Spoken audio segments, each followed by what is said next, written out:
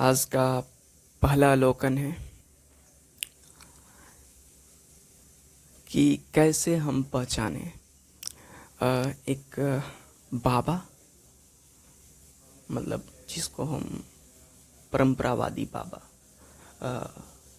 सामान्य भाषा में ढोंगी बाबा बोल देते हैं, उन बाबा के बीच में और जो रियल स्पिरिचुअल गुरुज हैं, टीचर्स हैं, जो वास्तव में अध्यात्म को बढ़ावा दे रहे हैं, उसको लोगों तक पहुंचा रहे हैं, लोगों को समझा रहे हैं, उनके बीच में अंतर कैसे पहचाने।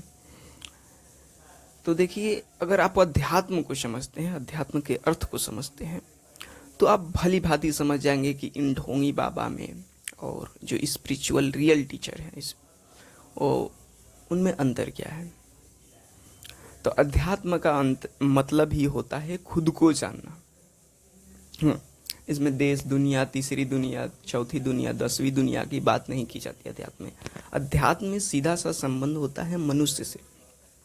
अब मनुष्य में भी अध्यात्म का संबंध होता है, स्पिरिचुअलिटी का संबंध होता है उसके दुखों से। बस इतना ही कि अगर इंसान है तो इंसान के पास कुछ दुख है तो उसके दुखों को निदान बस दे देता है। एक मरीज है, उस मरीज के पास एक डॉक्टर पहुंचकर उसको इलाज दे देता है। तो बस यही काम करता है अध्यात्म।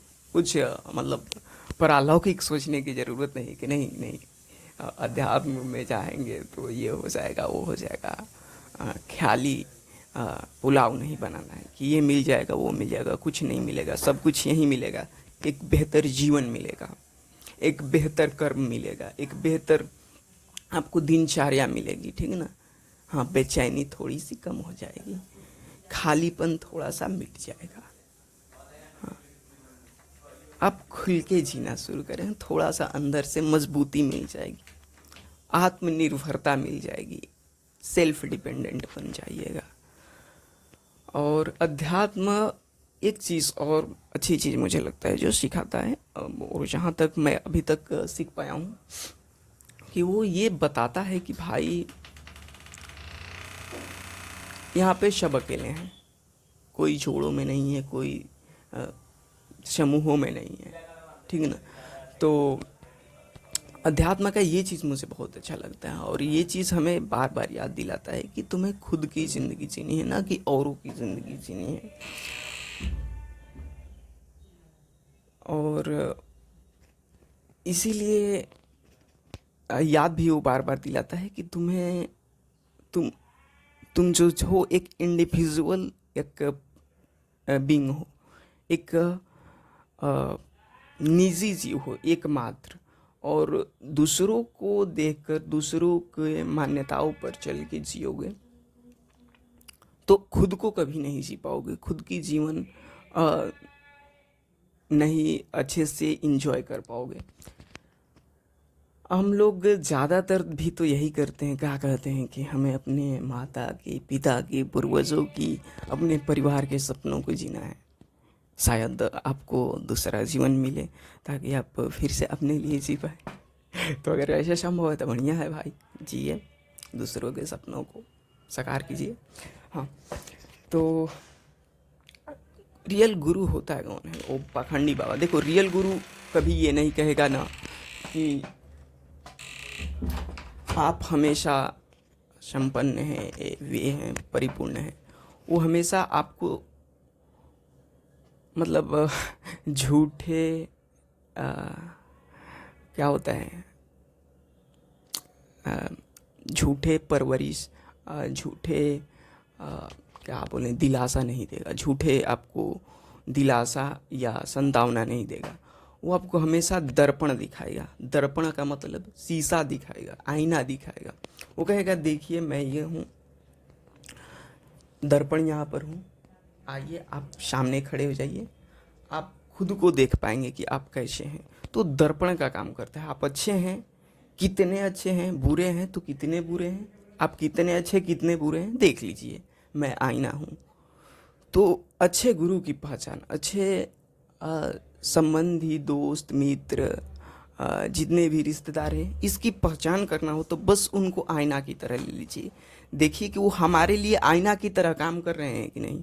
हाँ, जो हम में है, अच्छा है तो अच्छा, बुरा है तो बुरा, बता रहे हैं कि नहीं, दिखा रहे हैं कि नहीं। अगर ऐसा कोई नहीं कर रहा है तो समझ ले भाई कुछ गड़बड़ है, ठीक ना। हाँ, अपने स्वार्थों की खटिया बुनी जा रही है, ठीक। तो ये देख लीजिए दर्पण का काम कर रहा है कि नहीं। सच तो ये है कि जो वास्तविक गुरु है, जो वास्तविक टीचर है, वो बर्दाश्त में नहीं होगा भाई। हाँ, वो बर्दाश्त से बाहर हो जाएगा, लगेगा कब छोड़ूं, कब इनके पास, डर बहुत लगेगा, ठीक। तो थोड़ा सा डर को कम करके, क्षणिक डर को कम करके पास में पहुंच जाना है, उनसे जो जो अर्जित किया जा सकता है कर लेना है, ताकि एक दीर्घकालिक लंबे समय वाले लॉन्ग टर्म वाला दर्द से, दुख से निदान हम पा जाए, ठीक ना। हाँ, जो ऊंचाई की तरफ ले जाए वही बस। अब आते हैं नेक्स्ट ऑब्जर्वेशन पर। हाँ, तो एक चीज़ मैंने बड़ा आजकल क्या मतलब अपने कॉलेज में ही, अभी जून का महीना है तो अभी मिड जून, तो अच्छा खासा गर्मी है। तो हमारा क्लासेस जो है, ब्रांचेज जो है, कॉलेज के 2 ब्रांचेज हैं, एक इधर है एक उधर है। मतलब एक करीब 500 मीटर दूर है और एक 2-3 किलोमीटर दूर है। तो हमारे क्लासेस लगते थे पाशी वाले में, लेकिन एग्ज़ाम्स के बाद लगने शुरू हो गए कहाँ पर, तो उधर जो 2-3 किलोमीटर दूर है। तो हम तो गए भाई, दोपहर से शुरू होता था क्लासेस, तो हम जाते थे लोग, अच्छा लगता था कि हाँ चलो क्लासेस हैं, कम से कम तो लगना शुरू हो गया। एग्ज़ाम के बाद ज़्यादा दिन तक छुट्टी ही रहता है। तो एक दिन अचानक गर्मी से ताराबोर होकर रोज आते जाते लोग हम सोचने लगे कि भाई कहाँ पे क्लासेस, यहाँ क्यों यहाँ पर क्लासेस लग रहा है, जबकि वहाँ पर व्यवस्था है ही, खाली है, क्या रीजन है। हम सोचना शुरू कर दिए, लोग 2-3 लोग थे, तो मैंने पूछा, हाँ मेरा क्लासमेट ही पूछा कि क्यों भाई जी यहाँ पर क्यों लग रहा है। तो बोला कि देखो, जो हम लोग के पास वाला था ब्रांच, वो वाला थोड़ा वहाँ पर तो अभी नए बच्चे हैं, तो वहाँ पर अभी भरा हुआ है, ठीक ठाक है। हाँ, उधर बच्चे चले जाते हैं, लेकिन यहाँ ये वाला ब्रांच है, यहाँ पर सारे बच्चों का भी एग्ज़ाम्स चल रहा है जो यहाँ पर पढ़ते थे, तो ये भी खाली रहता था ये ब्रांच। तो शायद इसीलिए कि यहाँ पर भी बच्चे आए, ये ब्रांच भर जाए, इस उद्देश्य से भरा गया हो। तो मैंने कहा कि हाँ ठीक है। तो मैंने कहा इस उद्देश्य के पीछे क्या कारण हो सकता है कि यहाँ पर खाली है तो खाली है भाई, क्या है वहाँ अगर बच्चों को डिस्टर्ब क्यों करना है, ठीक ना। इतने धूप में आए, रोज आए, इतनी गर्मी भी है। तो मैंने कहा इसके पीछे का उद्देश्य क्या है। तो मैं देख पाया, यहाँ तक मुझे लगा, हो सकता है गलत भी हो। तो जहाँ तक मेरा हाँ नीच बुद्धि कह सकते हैं या जो भी कह लें, हाँ, तो वो अवलोकन कर पाया कि जो बच्चे हैं कॉलेज के, वो एक चलते फिरते होर्डिंग बोर्ड की तरह होते हैं। हाँ, होर्डिंग बोर्ड मैंने कहते हैं, जैसे कह सकते हैं एडवर्टाइजमेंट का जो होते हैं ना, गाड़ियाँ चलती है उस पर पोस्टर लगे होते हैं, टेम्पो, ऑटो सब। हाँ, तो बच्चे जो होते हैं आजकल, कोई भी इंस्टीट्यूशन का ले लो, कोचिंग इंडस्ट्री या जो भी है, एडटेक का भी, तो देख रहे हैं, जहाँ तक मैंने देखा है, कोई एक चलते फिरते होर्डिंग की तरह हैं आजकल। जहाँ भी जाते हैं तो एक बैनर अपने पीठ पर, शर्ट पर, टी शर्ट पर भी लेकर चलते हैं। तो मैंने कहा कि शायद यही उद्देश्य हो कि यहाँ पर इन रास्तों पर होर्डिंग की कमी हो गई होगी, चलते फिरते चलने फिरने वाले होर्डिंग की कमी हो गई होगी। तो शायद इसी उद्देश्य से उधर के बच्चों को इधर लाया गया होगा कि वो आकर इधर हमारा थोड़ा एडवर्टाइजमेंट के जो निरंतरता है उसमें बाधा ना हो। हाँ, लोगों को ये ना लगे कि ये संस्था बंद हो गई, ये ख़त्म ही हो गई, ठीक ना। तो शायद उसी चीज़ को मेंटेन रखने के लिए हाँ ये किया गया हो। तो ये हमारा एक पक्ष कहता था, और बाकी सब पक्ष बहुत सारा हो सकता है, ठीक ना। हाँ, कि बच्चों को थोड़ा संघर्ष भी करना चाहिए, थोड़ा चलने की आदत डालनी चाहिए, दूसरा पक्ष हो सकता है। हाँ, स्ट्रगल करना चाहिए, तीसरा पक्ष हो सकता है। और चौथा पक्ष ये हो सकता है, क्या हो सकता है कि अलग अलग जगहों का थोड़ा निरीक्षण और थोड़ा एक्सपीरियंस भी लेना चाहिए, ये चौथा पक्ष हो सकता है। तो बहुत सारे अन्य पक्ष भी हो सकते हैं, ठीक ना। तो अब जिसको जो ठीक लगे वो देख सकता है। नेक्स्ट,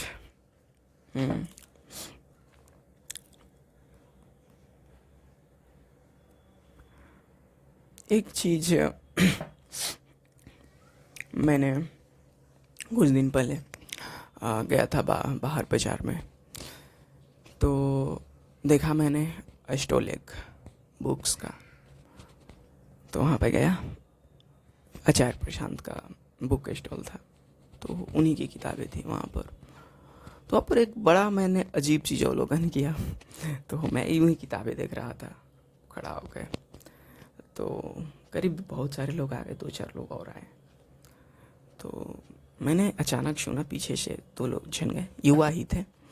तो एक जन बोले कि अरे इसका है, इसका किताब है, मतलब ऐसा भाव से बोला, नॉर्मल भाव से कि अरे इसकी किताबें भी आती हैं। मतलब ठीक है, ऐसा बोल के चला गया वो, बस फेस देखा चला गया, किताबों पर चेहरा। तब अभी मैं किताब ही देख रहा था, तब एक और जन आते हैं और वो किताबें देखते हैं बहुत सारा। उसमें से एक भागवत गीता का 2nd वॉल्यूम खरीदते हैं और वो खरीद के चले जाते हैं। तो उनसे लोग पूछते हैं कि आप गीता सत्र से जुड़े हैं? तो बोले हम बहुत दिनों से जुड़े हैं, 2 महीने से। तो मैं भी खरीदा, तो शायद मुझसे भी लोग पूछे थे, तो मैं बताया था कि हाँ मैं भी 3 महीने से जुड़ा हूँ। तो हाँ, 3 महीने से जुड़ने का डिस्काउंट मिला 10 रुपये। हाँ, तो ये ठीक है वो, लेकिन मुद्दे पे आते हैं। तो वो चले गए भागवत गीता खरीद के 2nd वॉल्यूम अपना।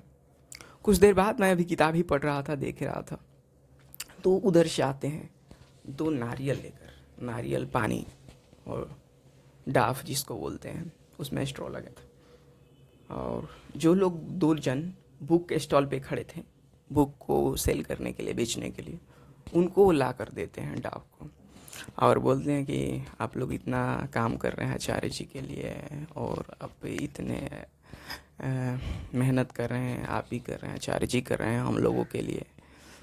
तो मतलब वो अपने तरफ से उन लोगों को एक क्या कह सकते हैं, गिफ्ट कह सकते हैं, भेंट कह सकते हैं, उन युवा ने दिया, वो भी दूसरे युवा ही थे।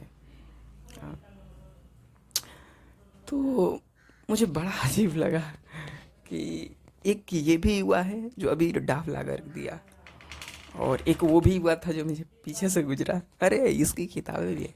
तो मैंने कहा कि यहाँ पर बहुत अच्छी चीज़ सीखी जा सकती है कि लोगों को 2 चीज़ें होती हैं, एक होता है जानना, एक होता है पहचानना। तो हम ये कह सकते हैं जो पीछे से लोग कहें इसकी किताब है, वो बस पहचानते हैं, वो बंदा है, उसके बाद उसको पहचानते हैं कि चेहरा है, ठीक है, चेहरा वाला यही है जो बोलता रहता है, ठीक ना।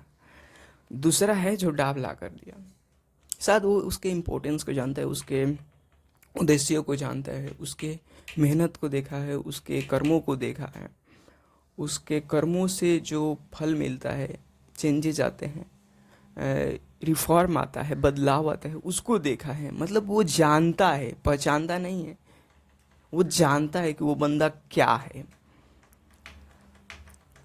शायद इसीलिए वो जितने का किताब नहीं खरीदा, उससे ज़्यादा उससे ज़्यादा का वो भेंट दिया उन लोगों को, ठीक है। तो मैंने कहा अच्छा है भाई, बढ़िया है।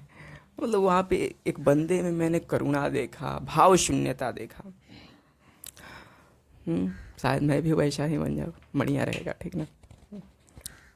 तो अच्छा लगा भाई, बढ़िया लगा। यही सोचते उस दिन आया पूरा घर पे, सोचा कि पक्का इसको डिस्कस करूँगा। आगे चलता हूँ। एक चीज़ मैं यूं ही रात को सो नहीं रहा था, पढ़ रहा था। एक बुक लाया हूँ, स्त्री। उसी दिन वही बुक खरीदा था, स्त्री। तो वही पढ़ रहा था महिलाओं के बारे में, कि महिलाओं को कैसे और हमारे समाज में हक मिले, वो कैसे मजबूत बन पाए, मतलब एक इंसान की तरह खुल के जी पाए। ऐसा ही कुछ हमको लग रहा है कि है। अभी थोड़ा ही पढ़ा हूँ, अभी बस कंप्लीट ही हो जाएगा कुछ दिन में। तो वो चीज़ है। तो वहीं से मैंने एक चीज़ को अवलोकन किया कि हमारे समाज में एक थोड़ा अजीब चीज़ को, कि हम कहीं पर भी देखते हैं जो धार्मिक कर्मकांड होते हैं या कोई भी तरह का सामूहिक कर्मकांड होता है, एक चीज़ मैंने बहुत गड़बड़ देखा है भाई। शायद आपको अच्छी लगती हो, मुझे भी अच्छी लगती थी पहले, लेकिन अब धीरे धीरे हाँ थोड़ा सा अजीब लगना शुरू हो गया है कि हम महिलाओं को इतने अलग क्यों दिखाना चाहते हैं। कई भी धार्मिक जगह देख ले, पाखंड, मतलब वहाँ पे एक महिलाओं की अलग लाइन हो जाती है, पुरुषों के लिए अलग लाइन हो जाती है। कहना क्या चाहते हैं आप? कहीं भी सामूहिक जगह हो गई, ज़्यादातर मायनों में महिलाएं, यहाँ महिलाओं के लिए लिख दिया जाता है महिलाएं इस साइड, पुरुष इस साइड। कहाँ है जी? वो इंसान नहीं है। तुम तो डिस्क्रिमिनेशन करते हो कि महिलाओं के साथ ना हुआ, यहीं पर डिस्क्रिमिनेशन कर दिए। यहाँ तक कि किसी को प्रिविलेज देना, उसको विशेषाधिकार देना भी उसके साथ एक डिस्क्रिमिनेशन है। इसका मतलब कि आप मानते हैं कि वो कमज़ोर है, हाँ, वो हमारी मुकाबला नहीं कर सकता, इसलिए उसको प्रिविलेज देना चाहिए। तो ये तो पहले मैं कहना चाहूँगा। और इस हर महिलाओं को ये समझना चाहिए कि जब भी प्रिविलेज मिले, हाँ, विशेषाधिकार मिले, उसको नकारिए। ये आपके बंधन साबित हो सकते हैं, आपके लिए ये जंजीरें की तरह हो सकते हैं। जंजीर आपको बांधने का काम हो सकता है। भाई हम भी इंसान ही हैं, काहे नहीं? पुरुष महिला एक लाइन में क्यों नहीं खड़ा हो सकता? हाँ, ये हो सकता है कि अव्यवस्था हो जाए, लोग मतलब जैसे तैसे खड़े हो जाते हैं, धक्का मुक्की करते हैं कतारों में। तो ये कर सकते हैं कि इधर महिला और इधर पुरुष के बजाय इधर कहते इंसान, इधर जानवर। हाँ, जिसको धक्का मुक्की करना हो तो इस साइड से चला जाए, एकदम पतला संकीर्ण बना दीजिए जानवरों के लिए एक रास्ता, ठीक ना? उसी में धक्का मुक्की करके जाएंगे लोग। और दूसरा उधर से बना दीजिए इंसानों के लिए थोड़ा सा चौड़ा, कि अच्छे से इंसान कतार में जाए, महिला भी पुरुष भी एक ही तरफ से जाए। क्यों भेद करना है? हाँ, काहे भेद करना है? क्यों अलग दिखाना है? तो ये मुझे लगा कि ये थोड़ा सा चेंजेस हम लोग कर सकते हैं, और हाँ, करेंगे तो कुछ ना कुछ अच्छा ही फायदा होगा। काहे ना?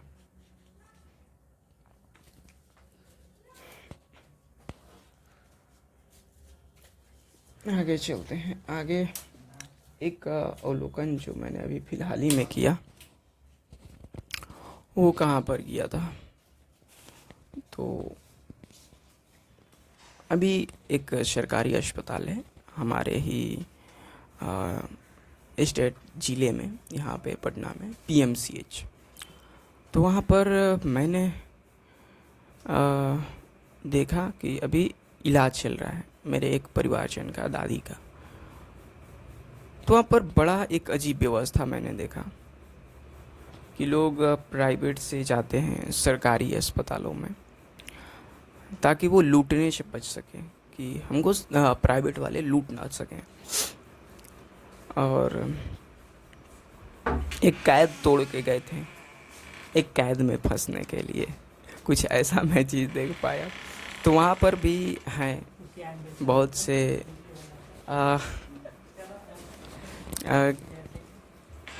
कैदी कह सकते हैं या जेलर कह सकते हैं, जो और लोगों को कैद करते हैं।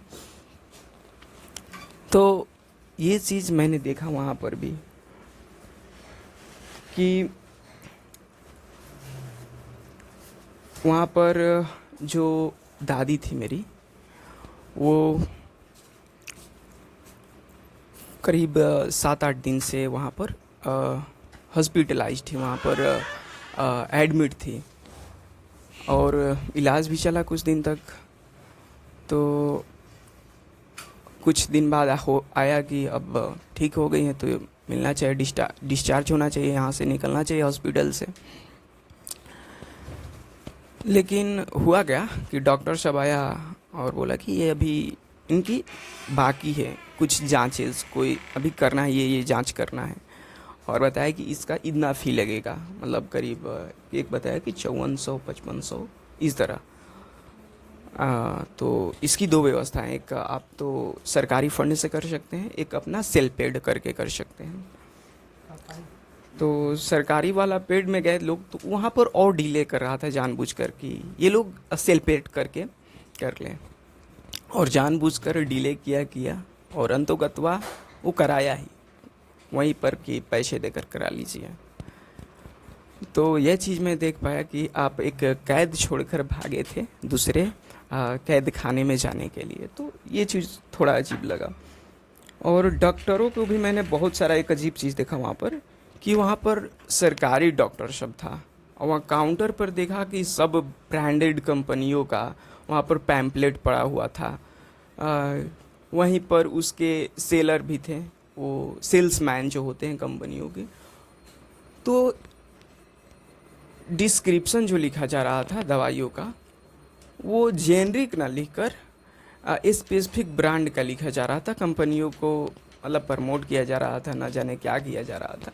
वो डॉक्टर होकर एक सरकारी, वो देख रहा है सेल्समैन की आंखों में, उनसे पूछ कर दवाई लिख रहा था।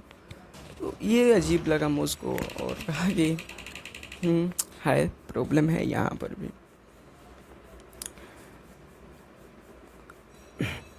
अगला अवलोकन ये है कि एक दिन एक शॉर्ट्स देखा, तो शॉर्ट्स में ये था कि भारत के मुस्लिम भारत से ही उठे हैं तो मुस्लिम कैसे हो गए।